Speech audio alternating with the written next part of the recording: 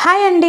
5 నిమిషాలలో capsicum egg fry ఎలా చేసుకోవాలో చూడండి. చాలా బాగుంటుంది టేస్ట్ అయితే.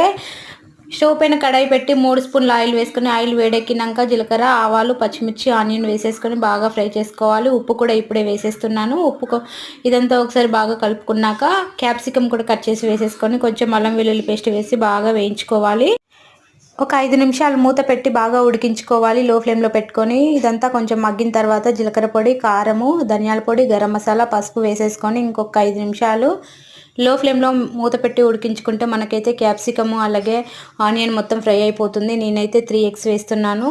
మన ఇష్టం ఎన్నైనా వేసేసుకోవచ్చు. ఇలా ఎగ్స్ అన్నీ వేసేసుకున్న తర్వాత మూత పెట్టి ఒక 5 నిమిషాలు కదిలించకుండా వదిలేయాలి. ఆ తర్వాత మూత తీసేసి ఎగ్స్ని రెండో వైపుకు తిప్పేసుకొని ఇంకొక 5 నిమిషాలు లో ఫ్లేమ్లో ఉడికించుకొని చివరిగా కొత్తిమీర చల్లేసుకొని సర్వ్ చేసుకోవటమే. ఒకసారి అయితే ట్రై చేయండి, నిజంగా నచ్చుతుంది, చాలా బాగుంటుంది.